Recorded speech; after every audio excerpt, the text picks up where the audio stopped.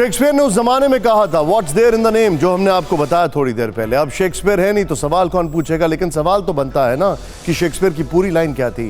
What's there in the name, rose with any other name would smell as well, यानी गुलाब किसी भी और नाम से उतनी ही खुशबू देगा।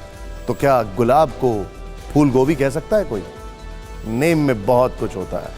बहस इंडिया नाम से शुरू हुई थी। आरोप लगाए गए कि यह नाम अंग्रेजी मानसिकता से जुड़ा है। बीजेपी नेताओं ने इसके जवाब में खुद को भारत बताया। साथ ही कहने लगे अब लड़ाई इंडिया वर्सेस भारत की है, यानी विपक्षी गठबंधन बनाम बीजेपी। इसी के बाद विपक्षी नेता ऐसे शब्दों की लिस्ट लेकर आए जिनमें इंडिया नाम जुड़ा है। नाम चेंज करने से कोई बदल नहीं जाएगा, तो लोग तो वही है, old wine in new bottle. India का मुकाबला तो भारत करेगा। भारतीय जनता पार्टी भारत के साथ है, भारत माता की जय बोलते हैं। वो लोग ईस्ट इंडिया कंपनी के साथ हैं शायद। विपक्षी गठबंधन इंडिया को अंग्रेजों और गुलामी से जोड़ा गया तो विपक्षी पूछने लगे अगर इंडिया अंग्रेजों से जुड़ा है तो मोदी सरकार की योजनाओं से इंडिया शब्द क्यों जुड़ा है? Skill India, startup India, digital India, खेलो इंडिया सब ठीक था, तब आप देश की बात नहीं कर रहे थे। असलियत यह है कि पैरों के तले जमीन खिसक गई है, क्योंकि वो ये जानते हैं कि जब लड़ाई में सामने इंडिया हो तो जीत इंडिया की ही होगी।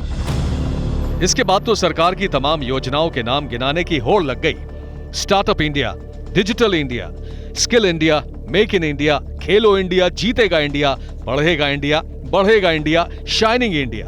जितनी उन्होंने योजनाएं चलाई प्रधानमंत्री जी ने, उन योजनाओं में इंडिया क्यों जोड़ा? आप बोलते हो, ध्यान तो रखा कीजिए, आप अपने नेता को गाली दे रहे हैं। योजनाएं गिनाने के बाद संविधान की किताब सामने आई। संविधान के पार्ट 1 के आर्टिकल 1 में लिखी बातों का जिक्र किया गया। इसमें पहली लाइन में ही लिखा है India that is Bharat shall be union of states, यानी इंडिया यानी भारत राज्यों का संघ होगा। संविधान की प्रस्तावना में भी इंडिया शब्द लिखा है। प्रस्तावना की पहली लाइन में लिखा है we the people of India, यानी हम भारत के लोग। बीजेपी को जवाब देने के लिए कांग्रेस नेता जयराम रमेश ने भी संविधान की बात की। उन्होंने ट्विटर पर लिखा भारतीय संविधान का अनुच्छेद 1 इंडिया यानी भारत राज्यों का संघ होगा। बेंगलुरु में 26 राजनीतिक दलों द्वारा घोषित Indian national developmental inclusive alliance के पीछे यही भावना है।